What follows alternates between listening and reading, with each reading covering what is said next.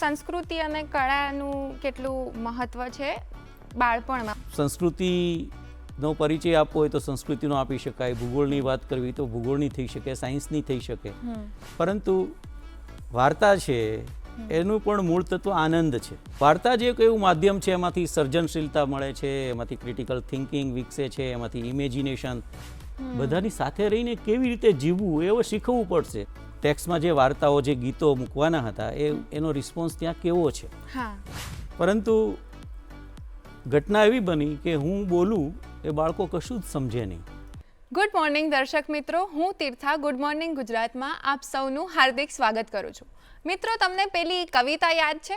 Huhne Chandu છાના માના કાતરિયામાં પેઠા, Huhne Chandu છાના માના કાતરિયામાં પેઠા, lesson પડતું મૂકી ફિલ્લમ રમવા બેઠા, કાતરિયામાં છુપાઈને બેઠી તી બિલ્લી એક, કાતરિયામાં છુપાઈને બેઠી તી બિલ્લી એક, ઉંદરડી જોઈને એણે તરાપ લગાવી એક, ઉંદરડી છટકીને સીધી ચંદુ ઉપર આવી, ઉંદરડી છટકીને સીધી ચંદુ ઉપર આવી, આ જોઈને ચંદુએ ચીસ મોટી પાડી, ઓ માં.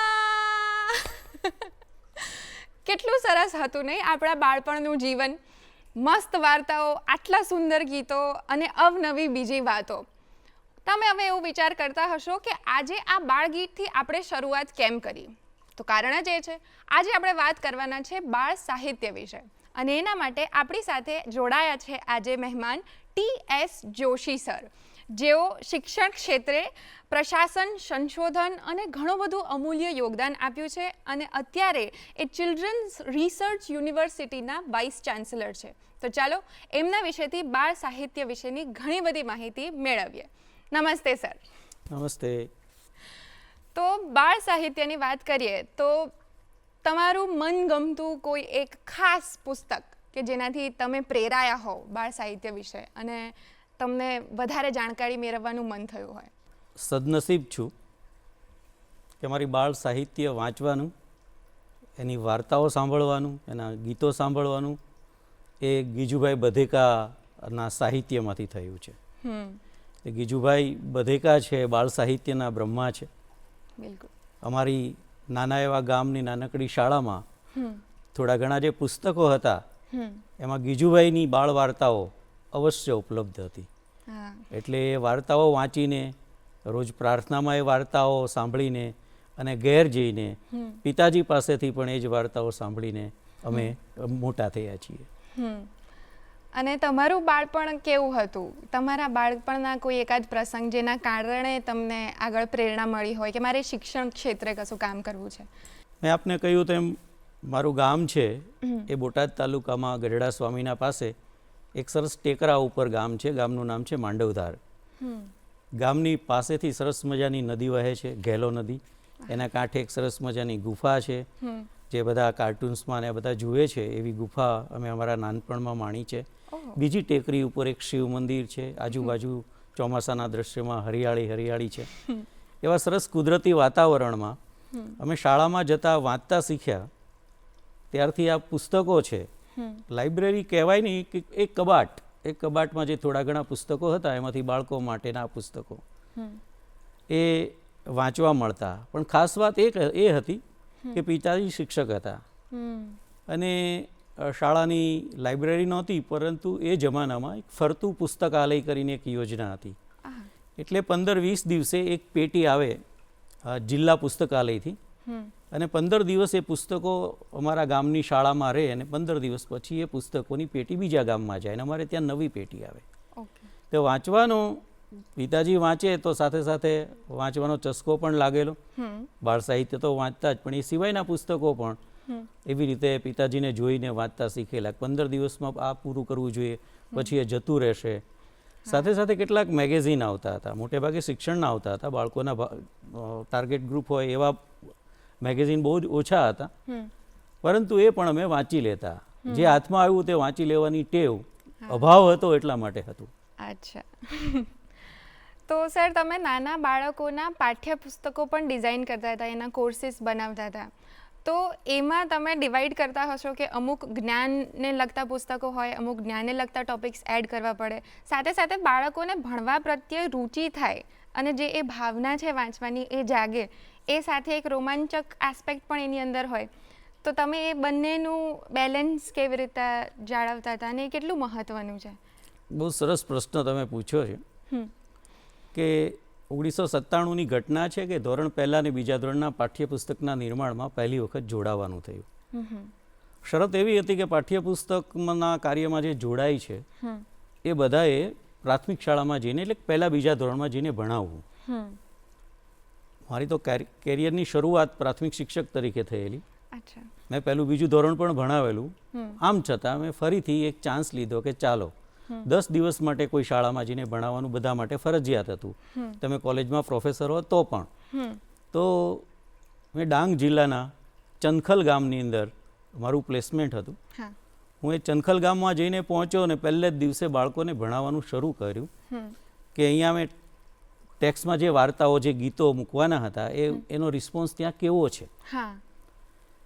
પરંતુ ઘટના એવી બની કે હું બોલું એ બાળકો કશું જ સમજે નહીં અને બાળકો કહે એ હું કશું જ સમજું નહીં. એટલે આ પ્રાદેશિક બોલી, જેને આપણે ડાયલેક્ટ કહેતા, એની એટલી મોટી અસર હતી કે ગુજરાતમાં હોવા છતાં આ બાળકો છે એ ગુજરાતી સમજી શકતા નહોતા. તો એના પછીથી અહીંયા આવીને જે શેરિંગ થયું અમારું, એના આધારે ઘણા બધા ગીતો, ઘણા બધા કાવ્યો, વાર્તાઓ, કન્ટેન્ટ એ બધું બદલાયું. એને પછી સમગ્ર ગુજરાતમાં એ ટ્રાય આઉટ થઈને પછી એ વિષય વસ્તુ પસંદ થયું. એટલે આપણને એમ થાય કે આ બાળકને ગમશે જ, પણ દરેક બાળક છે, આપણે ગુજરાતમાં જે ડાયવર્સિટી છે એને પણ આપણે ધ્યાનમાં લેવી જોઈએ. એટલે દરેક જગ્યાએ જુદી વાર્તાઓ ચાલે. અરે આપણા રામાયણ અને મહાભારત પણ દરેક વિસ્તારમાં જુદી રીતે ચાલે છે. દરેકને પોતાની રામાયણ છે, દરેકને પોતાનું મહાભારત છે. એવી જ રીતે દરેકને પોતાની બાળ વાર્તાઓ પણ છે. બરાબર. એટલે આપણે જે લોકલના અમુક જે એસ્પેક્ટ્સ તમે કીધા, ત્યાંના અમુક ટોપિક્સ એ ત્યાંના જ લોકો ભણે અને અમદાવાદના સપોઝ અર્બન એરિયામાં હોય એ લોકોનું પાઠ્યપુસ્તકો અલગ હોય ને એનો કોર્સ અલગ રીતના તમે ડિઝાઇન કરો. પુસ્તકમાં મુખ્ય પાઠ કે કવિતા ભલે આપેલી છે, પરંતુ એના પછીનો જે સ્વાધ્યાય છે કે શિક્ષક માટેની પ્રવૃત્તિ છે, ત્યાં એવો સ્કોપ પાઠ્યપુસ્તકોમાં હંમેશા આપવામાં આવે છે કે સ્થાનિકતાને ધ્યાનમાં લઈને આને જુદી રીતે રજૂ કરી શકાય. ભણાવવાનો જે હેતુ છે એ તો એમ જ રહે, પરંતુ સ્થાનિકતા એમાં ઉમેરાય. આ વસ્તુ 1996, 97, 98માંથી જે પ્રક્રિયા શરૂ થઈ ત્યારથી ઉમેરાઈ છે અને અત્યારે રાષ્ટ્રીય શિક્ષણ નીતિમાં આને ખૂબ મહત્ત્વ આપવામાં આવ્યું છે. તમે રાષ્ટ્રીય શિક્ષણ નીતિની વાત કરી, તો એની અંદર તમે શું પ્લાન કરો છો? અને અત્યારે ખાસ તો એમાં એવું છે કે ખાલી ભણવાનું એના પર મુદ્દો નથી, તમે સાથે બીજી પ્રવૃત્તિઓ પણ કરો અને ભણવાના એક ટોપિકને તમે એક રીતે ખાલી લખીને જે આપણે જૂના જમાનામાં હતું એમ નહીં, પણ એને બીજી રીતના શીખવો, એવા જે અમુક જે નવા એડિશન્સ થયા છે, તો એના વિશે તમે થોડું શું માનો છો અને શું સારું છે તમારા મુજબ? તો મને બાળ દોસ્તોને જણાવવું ગમશે કે રાષ્ટ્રીય શિક્ષણ નીતિમાં 4થા ચેપ્ટરમાં એવું લખ્યું છે કે આ પ્રક્રિયા છે એ મજાની રહેશે. એટલે શિક્ષણની સમગ્ર પ્રક્રિયા એ આનંદની પ્રક્રિયા છે. ગીજુભાઈ બધેકાએ તો એવું લખ્યું છે કે આ સિસ્ટમમાંથી જો આનંદ જતો રહે તો સિસ્ટમ જ ટકશે નહીં. એટલે આપણે સૌએ આનંદ તો કરવાનો છે મિત્રો.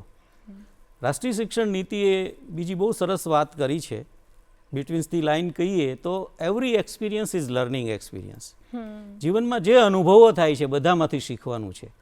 એટલે રાષ્ટ્રીય શિક્ષણ નીતિમાં સબ્જેક્ટના ઇન્ટિગ્રેશનની વાત છે, એક્સપિરિયન્શિયલ લર્નિંગની વાત છે, એક્ટિવિટી બેઝ લર્નિંગની વાત છે, પણ એનાથી સારી વાત એ છે, મજા આવે એવી, કે એમાં લખ્યું છે આર્ટ ઇન્ટિગ્રેટેડ એજ્યુકેશન. તમે ગણિત ભણતા હો કે તમે વિજ્ઞાન ભણતા હો કે તમે ભૂગોળ ભણતા હો, પરંતુ એનું માધ્યમ, શીખવાનું માધ્યમ છે એ કલા હોવી જોઈએ. સંગીતનું માધ્યમ હોઈ શકે, ચિત્રકલા હોઈ શકે, હસ્તકલા હોઈ શકે, એનું નાટ્ય રૂપાંતર હોઈ શકે. આ બધી જ પ્રવૃત્તિઓ કરીને જે આપણે શીખીએ છીએ એને રસપ્રદ કેવી રીતે બનાવી શકાય, એને આનંદપ્રદ કેવી રીતે બનાવી શકાય, એવી ખૂબ સારી ભલામણ આપણા માટે રાષ્ટ્રીય શિક્ષણ નીતિમાં કરી છે. અને 10 દિવસ તો એવા આપેલા છે, 10 બેગલેસ ડેઝ, કે બાળકે દફતર જ લાવવાનું નથી, એને કોઈ જુદી જુદી જગ્યાએ જઈને જગ્યાઓ એક્સપ્લોર કરવાની છે. ફેક્ટરીમાં જવાનું, ખેતરમાં જવાનું, ગૌશાળામાં જવાનું, કોઈ કામની દુનિયા જ્યાં પણ છે એનો પરિચય મેળવવાનો, અને એમને શિક્ષકો ને સબ્જેક્ટ ઇન્ટિગ્રેશનની વાત છે તો આવીને જોડી શકે. પરંતુ આ સમગ્ર ઘટના છે એ આનંદની જ રહે એને માટેની સારી ભલામણ છે. એટલે દોસ્તો, આનંદ કરજો. ચોક્કસ. આમાં તમે એ પણ કીધું કે ટીચર ટ્રેનિંગ અગત્યનું છે, બિકોઝ ટીચર ડ્રાઈવ કરે છે કે તમે જે સબ્જેક્ટ્સ ભણી રહ્યા છો એ તમારા સ્થાનિક રૂપે કઈ રીતના લઈ જવા જોઈએ, તો એ ડ્રાઈવ કરે છે. તો તમે ટીચર ટ્રેનિંગ પ્રોગ્રામની વાત કરી કે એમાં તમે શું શીખવો છો અને તમારો હેતુ શું રહ્યો છે એના આધારે? એક વસ્તુ એ છે, રાષ્ટ્રીય શિક્ષણ નીતિને ફરીથી જોડતો એટલા માટે જાઉં છું કે એમાં ઘણા બધા સ્કોપ છે. રાષ્ટ્રીય શિક્ષણ નીતિની પ્રસ્તાવનામાં લખ્યું છે કે આના અમલ પછી સમગ્ર સિનારીઓ છે એ બદલી શકાશે. તો કેવો? અત્યારે આપણે રોટ લર્નિંગ તરફ છીએ, તો એને બદલે સાચો અનુભવજન્ય શિક્ષણ મળે એના માટે કેવી રીતે જઈ શકાય? તો આ વર્ષોથી જે એક પ્રકારની ઘરેડની અંદર શિક્ષકોને બાળકો ટેવાયેલા છે, તો એ લોકોએ બદલાવવું પડશે. ખાસ કરીને શિક્ષકોએ બદલાવવું પડશે. એટલે અમારી ટ્રેનિંગમાં જ્યારે નાના ધોરણની ટ્રેનિંગ હોય છે, પહેલા બીજા એ ધોરણની, ત્યારે અમે દરેક લેસન છે એ ટીચર છે એના ગ્રુપમાં તૈયાર કરે. એમાં એ કાળજી રખાય કે આર્ટ ઇન્ટિગ્રેટેડ છે કે કેમ, એ સ્પોર્ટ્સ ઇન્ટિગ્રેટેડ છે કે કેમ, એ આઈસીટી ઇન્ટિગ્રેશન એમાં ઓછામાં ઓછું આવે, અને જુદા જુદા વિષયનું ઇન્ટિગ્રેશન છે. તો કોઈ ટોપિક આપવામાં આવે એના પર પ્લાન કરે ને પછી એ શિક્ષક થઈને બાકીના જે શિક્ષકો ટ્રેનિંગમાં આવ્યા છે એ વિદ્યાર્થી થઈને બેસે, પણ એવી રીતે પરફોર્મ કરાવે. તો એ પ્રકારની ટ્રેનિંગ, જેને વર્ગખંડમાં જઈને રિયલ કામ કરવાનું છે એવા પ્રકારની ટ્રેનિંગ છે, એ પ્રકારની ટ્રેનિંગમાં ભાર મૂકવામાં આવે. હા, તો તમે જેમ કહ્યું એમ કે ટીચર એ રીતના પ્રેક્ટિસ કરે છે કે નોર્મલી ખાલી આમ પુસ્તકમાંથી વાંચીને સમજાવીને નહીં, પણ એ ઉપરાંત એ કોઈ અલગ નવીન રીતે એ સબ્જેક્ટ બાળકોને ભણાવે. તો એમાં આપણી સંસ્કૃતિના વિષયો છે અમુક, કે વાર્તા, કે તમે જેમ કીધું એમ ડ્રામેટિક રીડિંગ કે નાટ્ય રૂપાંતરણ કરીને બતાવી શકે. તો સંસ્કૃતિ અને કળાનું કેટલું મહત્વ છે બાળપણમાં બાળકો માટે? બાળકો માટે એટલે એના જીવનના પાયાના વર્ષો છે, બહુ મહત્વના વર્ષો છે. અને આ વર્ષો દરમિયાન જેટલી સંસ્કૃતિનો પરિચય થયો હશે એટલું એમને જિંદગીભર એની એક અસર રહેશે. એટલે વાર્તા એક એવું માધ્યમ છે કે વાર્તાના માધ્યમથી આપણે બધું જ કરાવી શકીએ. સ્ટોરી ટેલિંગ છે એ દરેક શિક્ષકે આત્મસાત કરવી જ રહી.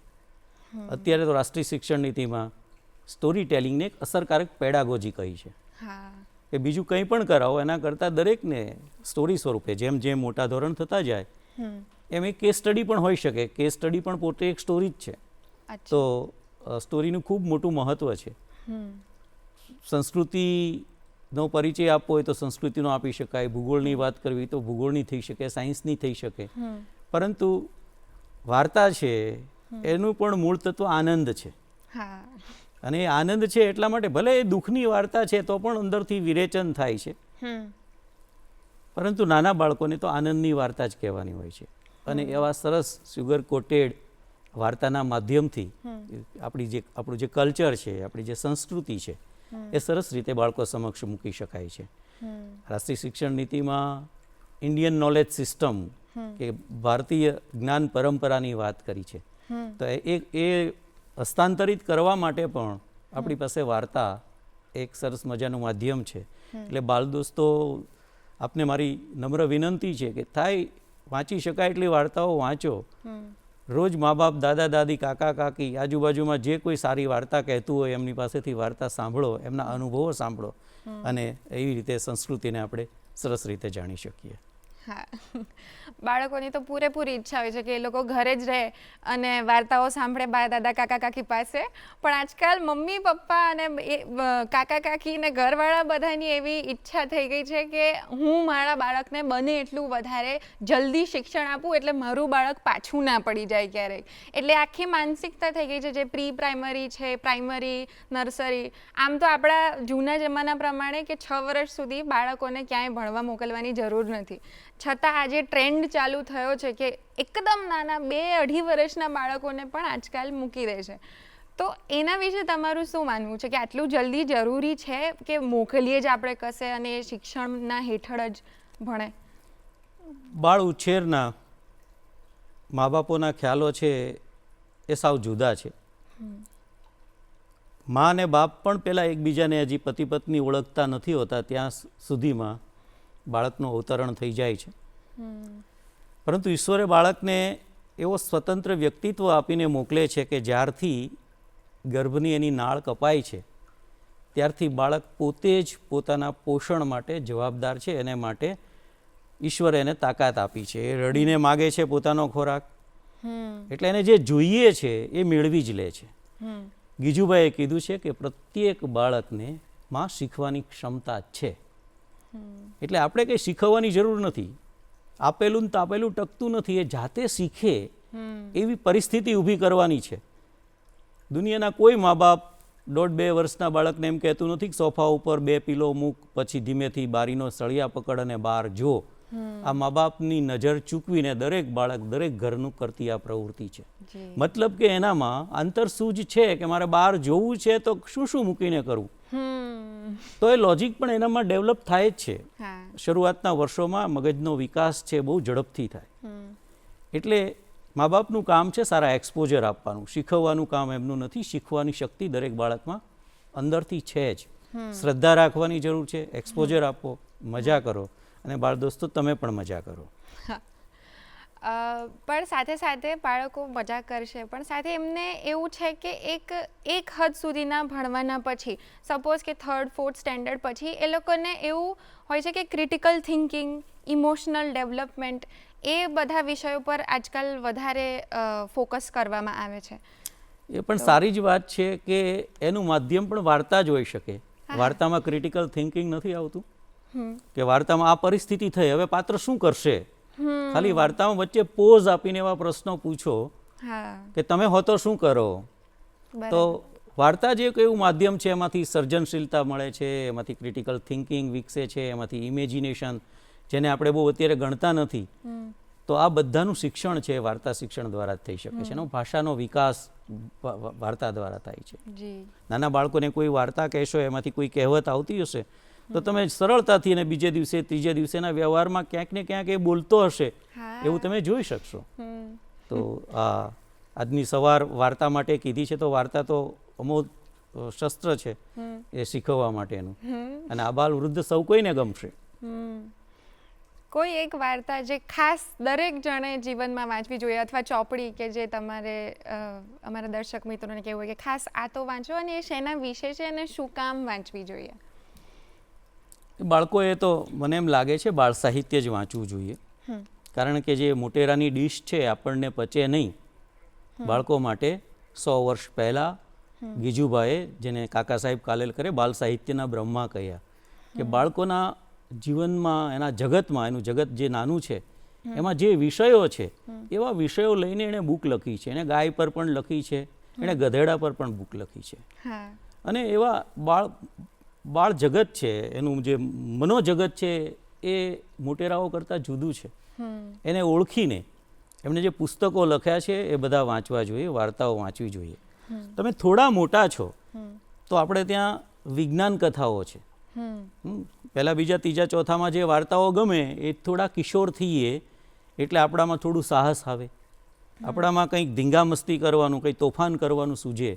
એવા તબક્કાઓની વાર્તાઓ, જુલેવનની વાર્તાઓ, 80 દિવસમાં પૃથ્વી પ્રદક્ષિણા, તો સાહસિકોની સૃષ્ટિ, આ બધું વાંચીએ છીએ ત્યારે આપણા અને આપણા સિવાયના કલ્ચરનો પણ પરિચય થાય છે, ને એ ઉંમરની જરૂરિયાત હોય છે. તો દરેક વય જૂથની એક વાર્તા છે, બાળ વાર્તા છે. તરુણ થોડો મોટો કિશોર થાય એટલે કિશોર કથાઓ છે. તો એ રીતે વાંચતું જવું જોઈએ. પણ તમે એક વાર્તાની અસર પરની વાત કરી, અને વાર્તાનું માધ્યમથી એક શિક્ષક, વલસાડની આ સત્ય ઘટના છે કે એક શિક્ષક વાર્તા કહેતો હતો કે ગાંધીજીએ કેવી રીતે સ્વરાજ અપાવ્યું. વાર્તા એકની એક હોય, એમાં શિક્ષક છે એનું કન્ટેન્ટ ઉમેરીને વાર્તા કહી શકે. આવો એક પ્રયોગ વલસાડની એક શાળામાં થયેલો. અને એક વિદ્યાર્થીએ રજા પડી પછી એના શિક્ષકને પૂછ્યું કે ખરી વાત છે એમ કે ઉપવાસમાં એટલી બધી તાકાત હોય કે ગાંધીજીના ઉપવાસથી અંગ્રેજો દેશ છોડીને જતા રહ્યા? શિક્ષક તરીકે શિક્ષકે કીધું હા ચોક્કસ એવું જ થયું. હમ અને એ બાળક ઘેર જઈને ઉપવાસ કરે છે. હા ઉપવાસ કરે છે એનું કારણ કહેવાનો પણ મને વાંધો નથી. એ જમાનામાં એ વખતના ત્યાંના ડિસ્ટ્રિક્ટ પોલીસ ઓફિસર એટલે ડીએસપી SS ખંડવાવાલા સાહેબ, જેણે આ વાર્તા લખી આ ઘટના પરથી અને આ દૂરદર્શન ડીડી ગિરનારે એના પરથી ટેલિફિલ્મ બનાવી ગાંધી ચિંધ્યા રાહે. તો એક બાળક છે એના કુટુંબના એક દૂષણને, એના પિતાના દૂષણને ઉપવાસના માધ્યમથી કેવી રીતે સુધારી શક્યો એક બાળક નાનો. તો વાર્તાની તો બહુ મોટી અસર હોય છે. આપણે જાણ્યું જ છે હરિશ્ચંદ્રની વાર્તા સાંભળીને ગાંધીજીમાં જે સત્યનો પ્રેમ જાગ્યો છે, અને આવા અનેક ઘટનાઓ આપણી સામે વાર્તાની છે. જી બિલકુલ, આપણે વાર્તા વિશેની હજુ વાત સર સાથે ચાલુ રાખશું, પણ હાલ સમય થઈ ગયો છે એક વિરામનો. તો ફરી મળીશું વિરામ પછી ગુડ મોર્નિંગ ગુજરાતમાં.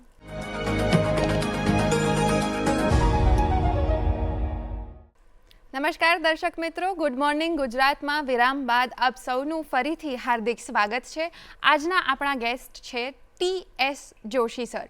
એમની સાથે આપણે બાળ સાહિત્ય વિશે અને વાર્તાઓ અને બાળકોના ઉછેરમાં કેટલો ઉપયોગ કરે છે એના વિશેની વાત આપણે ચાલુ રાખીએ. તો સર, તમે કીધું કે વાર્તાઓ તો ખૂબ જ અગત્યની છે બાળકોની કેળવણી માટે અને એમના પર બહુ જ અસરકારક હોય છે. પણ એવો કોઈ બનાવ તમે કહી શકો કે જેના કારણે બાળકમાં વાંચવાની ક્યુરિયોસિટી અને વાંચવાની ઈચ્છા ઉત્પન્ન થાય, એના માટે આપણે એઝ અ પેરેન્ટ અથવા શિક્ષણમાં કયા યુઝિસ કરવા જોઈએ? એક તો પહેલી વાત એ છે કે કોઈ પણ પ્રકારના દબાણથી જે પ્રવૃત્તિ કરવામાં આવે છે તો એ પ્રવૃત્તિમાં અરુચિ ઉત્પન્ન થઈ જાય છે. એટલે આવા કશા ફોર્સ નહીં કરવા જોઈએ કે તમે આ વાંચી લ્યો, પરંતુ એવું એને બતાવવું જોઈએ અને એવું લાગવું જોઈએ કે આ મારા માટે ખૂબ ઉપયોગી છે.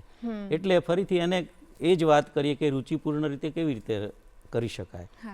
અને વાર્તા વાંચવા કહેવું છે પરંતુ એને વાંચવામાં રસ નથી પડતો, એવાને એનું ડ્રામેટાઇઝેશન શાળા હોય તો થઈ શકે. અત્યારે યુટ્યુબનું માધ્યમ છે, અત્યારે આટલા બધા મીડિયા છે, એનો જે દુરુપયોગ થઈ રહ્યો છે એનો સદુપયોગ તરફ વાળવા માટે શું થાય?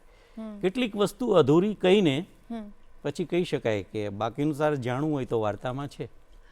તો એક ઇન્ટરેસ્ટિંગ પોઈન્ટ પર લઈ જઈને ત્યાં વાર્તા છોડી દેવી જોઈએ. માત્ર વાંચવા માટે નહીં, એની સર્જન શક્તિ ખીલવવા માટે પણ કોઈ વાર્તા અધૂરી કહીને હવે તું બનાવ આગળની વાર્તા, અથવા ચાલ આપણે બંને થઈને આગળ આ વાર્તાને વધારીએ. તો વાર્તા ખાલી સાંભળવા માટે, સંભળાવવા માટે જ નથી, વાંચવા માટે જ નથી, પણ વાર્તાના અનેક ઉપયોગ છે. તો એ રીતે ઉપયોગ કરીને એક રસપ્રદ રીતે એને વાર્તા વાંચતા કરવા જોઈએ. પણ એની સામે બાકીનું જે શિક્ષણની આપણી વ્યાખ્યા છે, ગોખવું એટલે શિક્ષણ, પરીક્ષા માટે જ તૈયારી કરવી, એ વાત બરાબર નથી. આપણે જીવન માટે તૈયાર થવાનું છે. એ બાળકે પણ અત્યારથી સમજી લેવું જોઈએ ને શિક્ષકે પહેલાં સમજી લેવું પડે. એનાથી પહેલાં મા બાપ છે, એને પણ મારી ખાસ વિનંતી છે કે ઈશ્વરે એની ડિઝાઇન પ્રમાણે જ બધું જ બનાવ્યું છે. આપણે ખોટી ચિંતાઓ કરવાને બદલે એ જે સ્વાભાવિક ક્રમની અંદર આગળ વધે છે એ ક્રમમાં એને આગળ વધતો અટકાવવો નહીં જોઈએ. આ દુનિયાનું પ્રત્યેક બાળક છે અનન્ય છે. આપણે કોઈ પણના બેના અંગૂઠાની છાપ દુનિયામાં એક સરખી અત્યાર સુધી થઈ નથી, વર્તમાનમાં કોઈની મેચ થતી નથી અને ભવિષ્યમાં પણ થવાની નથી. આપણા બધા જના મગજના જે સ્કીમા ગોઠવાયેલા છે એ પણ અલગ પ્રકારે ગોઠવાયેલા છે. ત્યારે આપણે કોઈ પણ બાળકની બીજા બાળક સાથે સરખામણી કરવી જોઈએ નહીં. અને આપણે બાળ દોસ્તો, આપણે પણ આપણી સરખામણી બીજા સાથે નહીં કરવાની. આપણી સરખામણી આપણી જાત સાથે કરવાની કે મારે અહીંયાથી આગળ જવા શું કરવું, કોણ ક્યાં છે એ આજુબાજુમાં જોવાનું નથી, પણ હું આજે છું ત્યાંથી વધારે સારો કેવી રીતે થઈ શકું એ વિચાર અવશ્ય કરવો જોઈએ. પણ બીજાની સામે જોઈને લઘુતા ગ્રંથિ કે ગુરુતા ગ્રંથિથી પીડાવવું જોઈએ નહીં આપણે. બીજું એક, આજકાલ ડિજિટલ એજ થઈ ગઈ છે, એટલે સાથે સાથે સ્ક્રીન આવે તો સ્ક્રીનમાં ભણવાનું પણ હોય, ક્યારેક ગમતા અને યોગ્ય પ્રોગ્રામો પણ હોય, ક્યારેક કંઈક ના હોય, અને એના કારણે કે કારણ એક્ઝેક્ટલી ખબર નથી શું, પણ બાળકોમાં જે ફિઝિકલ એક્ટિવિટી હોય એ બહુ ઓછી થઈ ગઈ છે અને એ લોકો બેસી જ રહે છે. કદાચ કોવિડના કારણે પણ એ હોઈ શકે. તો એના વિશે કોવિડના સમયના કારણે થયેલી ઘટના કે શું બદલાવ લાવવાથી એમનામાં એ પ્રવૃત્તિઓ ખીલી શકે? અત્યારની સૌથી મોટી સમસ્યાની તમે છેડી છે. મોબાઈલ છે એ એનો પોઝિટિવ ઉપયોગ, એનો વિવેકપૂર્વક ઉપયોગ એટલું પૂરતું છે, પરંતુ દુરુપયોગ અત્યારે વધી રહ્યો છે. જી. બીજી વાત એ છે કે બાળક જેમ જેમ મોટું થતું જાય છે એમ એની જરૂરિયાત, એની શારીરિક માનસિક જરૂરિયાતો બદલાતી જાય છે. અમુક હદ સુધી બાળકમાં બહુ માલિકી ભાવ હોય, પછી ધીમે ધીમે એ આપતું થાય પોતાની વસ્તુઓ ને એવું બધું. થોડું મોટું થશે પછી એને ટોળીમાં રહેવું ગમે છે. અને આ ટોળીમાં રહેવાની જે શરૂઆત છે મા બાપની કે નાના ભાઈ બહેનની સાથે એક સલામત વાતાવરણમાં રહેવાથી એ ઘરની બહાર નીકળવાની એનામાં તીવ્ર ઈચ્છા હોય છે. એટલે ટોળીમાં રહેવાની જે શરૂઆત છે એ મારી દ્રષ્ટિએ સામાજિકીકરણની પ્રક્રિયા છે, અને એ પ્રક્રિયા આજે રૂંધાઈ રહી છે. એટલે 21મા સદીમાં શિક્ષણ કેવું હોવું જોઈએ એના જે 4 પાયાની વાત ડેલોર્સ કમિશનમાં કરી છે, એમાંની એક પાયો એ છે કે આપણે શીખવવું પડશે લર્નિંગ લીવ ટુગેધર, બધાની સાથે રહીને કેવી રીતે જીવવું એવું શીખવવું પડશે. કારણ કે મોબાઈલે આપણને, એટલે મજાકમાં મોબાઈલ કહેતા હોય છે, આપણને મોબાઈલ એકલાય રાખતા નથી ને બધાની સાથે રાખતા નથી, એવું કંઈક સરસ આવે છે કોટેશન. તો બાળકોને એક તો સ્ક્રીન ટાઈમ વધતો જાય છે, બાળકોમાં ઓટિઝમ વધતું જાય છે, બાળકોની જે એકલતા વધતી જાય છે, એનું બોલવાનું ઓછું થાય છે, બીજાની સાથે કેવી રીતે વાત કરવી, બીજાની સાથે કેવી રીતે વળવું, બીજા ઘરની અંદર કોઈ પણ આવે ત્યારે એની સાથે કેવી રીતે સમાયોજન કરવું, આ બધા જ પ્રશ્નો અત્યારના જમાનામાં જે ઊભા થયા છે એમાં મોબાઈલ છે એની બહુ જ એક નકારાત્મક અસર આપણા જીવન પર પડી રહી છે. એટલે વિવેકપૂર્ણ ઉપયોગ, એના સારા પરિણામ મળશે, જરૂર હોય એટલું જ જરૂર હોય ત્યારે. પણ બહુ નાની ઉંમરથી મોબાઈલ, બાળક જમે નહીં ને મોબાઈલ આપી દે, કજિયો કરે, તોફાન કરે ને મોબાઈલ પકડાવી દે, જીદ કરે ને મોબાઈલ પકડાવી દે, આ બાળ ઉછેરની સાચી રીત નથી. બરાબર. અને તમે કોવિડમાં જે રિફોર્મ્સ લાવવામાં હતા ગામડાઓમાં, જેના કારણે જે અસર થઈ હતી અમુક, કે માતા પિતા અને બધા રહેતા હોય તો ત્યારે વચ્ચે ડોમેસ્ટિક વાયલન્સ થઈ જાય, તો એ બાળકો માટે કેટલું હાનિકારક છે, અને એના માટે અમુક જે રિફોર્મ્સ લાવેલા એના વિશેનો કોઈ કિસ્સો કહી શકો? હાજી. કોવિડ વખતે લોકડાઉનના દિવસો જેવા શરૂ થયા ત્યારે દરેક વ્યક્તિનો અનુભવ છે કે આપણે બધા સાથે ઘરમાં રહીએ છીએ પણ પાર્ટ ટાઈમ રહીએ. મમ્મી હોય, પપ્પાના હોય, પપ્પા હોય, બે હોય, ત્યારે બાળકોને, બાળકો સ્કૂલેથી પાછા આવ્યા. પરંતુ લોકડાઉનની અંદર 24 કલાક જેટલા પણ ઘરના સભ્યો છે એ સામાને સામા, દિવસ રાત, સવાર સાંજ બપોર. એટલે કામ ધંધો નહીં, બહાર જવાય અવાય નહીં, એવા તબક્કે સૌથી વધારે સફર જે થતું હતું એ બાળકનું જીવન હતું. તો એવા તબક્કે GCRTમાં હું નિયામક તરીકે હતો ને અમારી એક સક્ષમ ટીમ હતી. એ ટીમના સભ્યોએ અમે સૌ સાથે મળીને એવું નક્કી કર્યું કે પહેલાં 2, 3, 4 દિવસો તમે પોલીસના રેકોર્ડ તપાસશો તો ખબર પડશે કે 0 ક્રિમિનલ લોકડાઉનના. પરંતુ 3જો, 4થો, 5મો દિવસ ગયો એમ ડોમેસ્ટિક વાયોલન્સના કેસીસ વધતા ગયા, અને આ અમારા માટે અમને જગાડ્યા આ એક સમાચારે. તો અમે સાયકોલોજિસ્ટની મદદ લીધી કે ઘરમાં મા બાપે બાળકો સાથે કેવી રીતે રહેવું, તો બાળકોએ સાથે પ્રવૃત્તિ ઘરમાં કેવી કરાવવી, એની સાથે કેવી રીતે રમવું, એને કઈ વાર્તા કહેવી, કેવા ગીતો સંભળાવવા. તો બધા મા બાપની એ સ્કિલ ના હોય તે સ્વાભાવિક છે.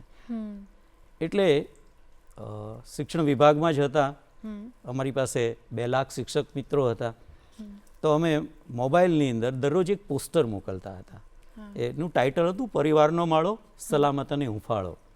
તો આ હુંફાળા માળામાં બાળકો સલામત રહે એના માટે અમે રોજ એક વાર્તા, નીચે URL આપ્યું હોય, ટચ કરે એટલે વાર્તા ખુલે, એવી જ રીતે ગીત, એવી જ રીતે રમત, એવી જ રીતે બાળકોને આખા દિવસમાં ઘરમાંની પ્રવૃત્તિ, અને ઘડી શકાય બાળકને કે વાસણ મમ્મી પેલી સાફ કરે તો એને કેવી રીતે મદદ કરવી, કપડાને ઘડી કેમ કાઢવી, ઘરની સફાઈ કેમ કરવી, બાળકની ઉંમર પ્રમાણે બાળકોનું પણ ઇન્વોલ્વમેન્ટ રાખો.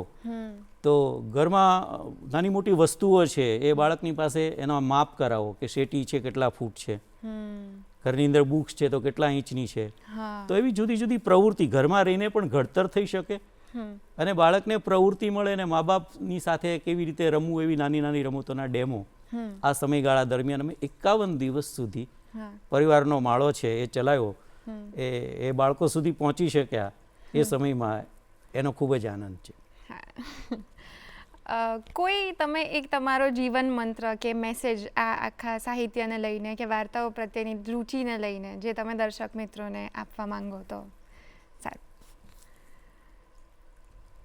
જીવન મંત્ર મારો નથી, પણ હું ગીજુભાઈ બધેકાથી બહુ પ્રેરિત છું, કારણ કે ગુજરાતના એવા મહાન કેળવણીકાર જેણે મોન્ટેસોરીમાંથી પ્રેરણા લીધી પણ એને ભારતીયકરણ કર્યું છે. અને એ એક વસ્તુ શીખ્યા હતા કે બધું જ શીખવાનું, બધાનું સાંભળવાનું, બધાનું સમજવાનું, પણ એક વસ્તુ એ વારંવાર બોલતા હતા, કહેતા હતા, યુઝ યોર માઇન્ડ, તું તારું ભેજું વાપર. એટલે બધું જ છે, બધું જ કરવાનું છે. લોકો કરે છે એટલે હું કરું એવું નહીં, કરવાનું થતું એ કરીએ, પણ એમાં આપણે આપણું વેલ્યુ એડિશન કેવી રીતે કરી શકીએ. તો યુઝ યોર માઇન્ડ છે એ મને બહુ બેસી ગયું છે, એટલે વારંવાર કોઈ પણ વાતની અંદર એ આજે પણ મને અસર કરી રહ્યું છે. જી બિલકુલ. Thank you so much sir. તમે અમને બહુ જ બધી રસપ્રદ વાતો કરી અને વાર્તાઓ કેટલી ઉપયોગી છે આપણા બધાના જીવનમાં, અને દરેક તબક્કે આપણે બધાએ થોડું થોડું જે આપણને યોગ્ય હોય એ પ્રમાણેનું વાંચતા રહેવું જોઈએ. એ મેસેજ તમે ખાસ આપ્યો છે. અને also use your mind. Obviously આપણે હંમેશા પોતાની રીતે પોતાનું મગજ ચાલીને આગળ વધતા રહીશું. તો અમારા દર્શક મિત્રોને આટલી બધી સરસ માહિતી આપવા માટે, એમની પ્રેરણા આપવા માટે ફરીથી હું તમારો ખૂબ ખૂબ આભાર માનું છું. Thank you so much. દર્શક મિત્રો, તો સરસ સવાર રહી આપણી. હજુ સરસ સવાર આપણે કરવી હોય તો એના માટે આજે આપણા સંગીત સેગમેન્ટમાં આવવાના છે મીત દવે, જે આપણને જાગ રે જાદવા ગીત સંભળાવવાના છે. નરસિંહ મહેતાનું લખેલું આ ભજન આટલી સરસ સવાર, અને તમારી પાસે ચાની ચુસ્કી તો હશે જ. તો આ બધાની સાથે તમારી સરસ મોર્નિંગ શરૂ કરો. ફરી મળીશું ગુડ મોર્નિંગ ગુજરાતના આવતા અંકે. ગોપીને જો કૃષ્ણ જગાડે તો અલગ ભાવ હોય, પણ ગોપીને જો નરસિંહ મહેતા જગાડે તો શું લખે નરસિંહ મહેતા.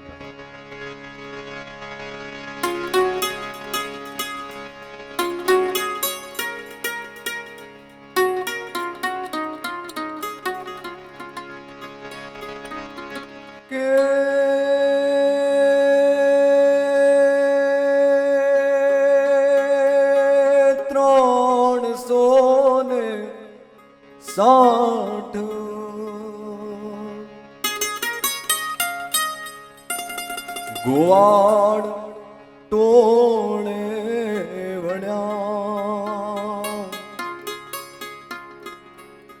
એમાં વડો રે ગોવાળિયો કોણ થાશે.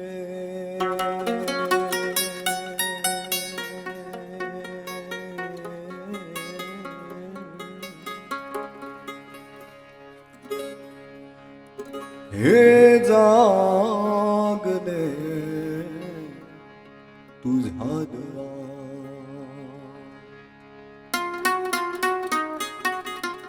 કૃષ્ણ રે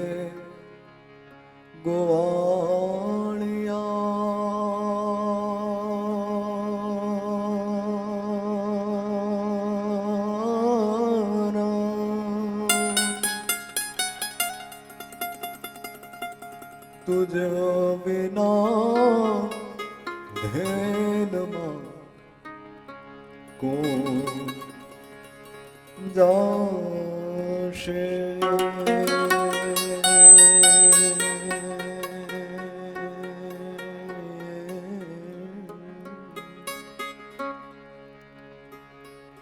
હે જાગને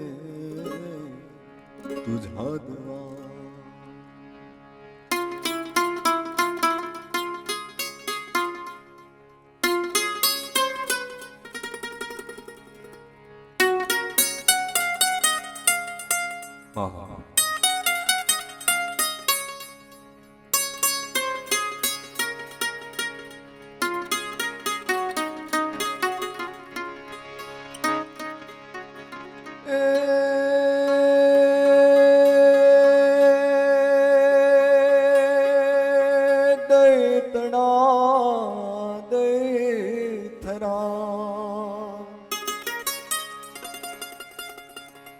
એજ ગીતડા ઘેબરા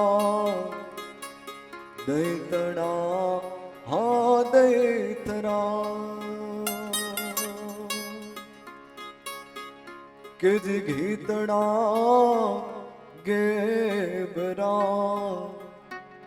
વળી કઢીએ એલ દૂધ તે કોણ પીશે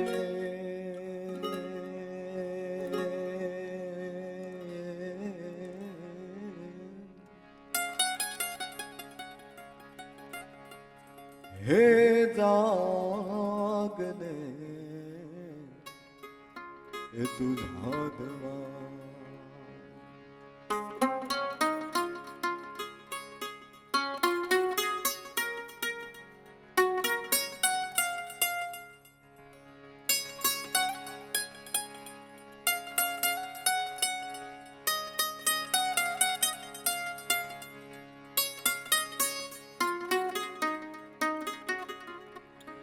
કે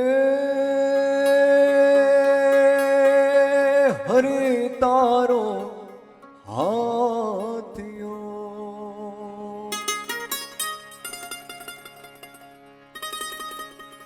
વાલા તે કાળી નાગ નાથિયો હરે તારો એ હાથિયો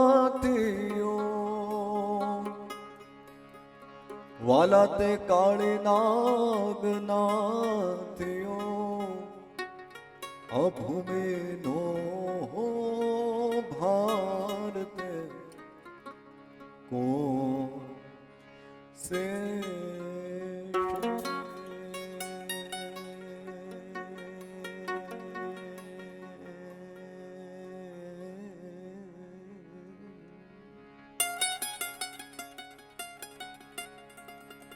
કે જાગને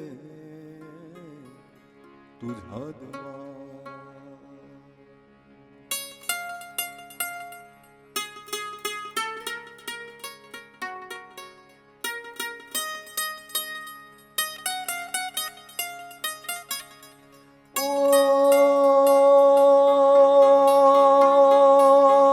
ભણે નરસયો તારા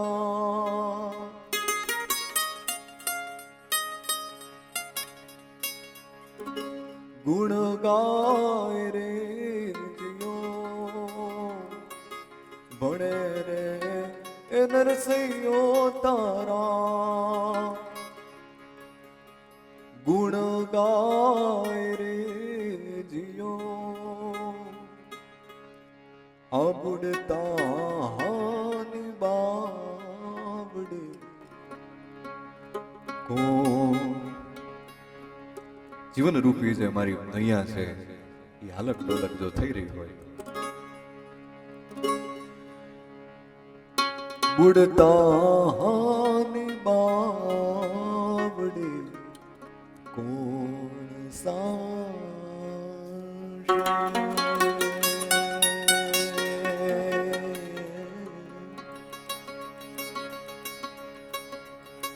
કે જાગ દે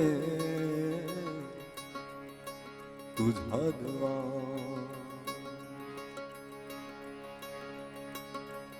કે મારા કાનુડા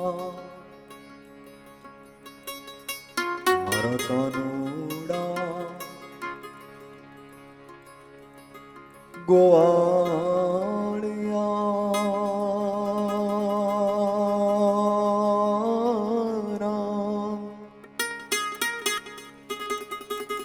તુજ વિના ધેનમાં કોણ જાશે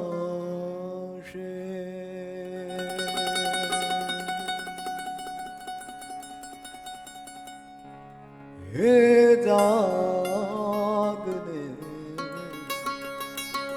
તુઝા દવા હે જા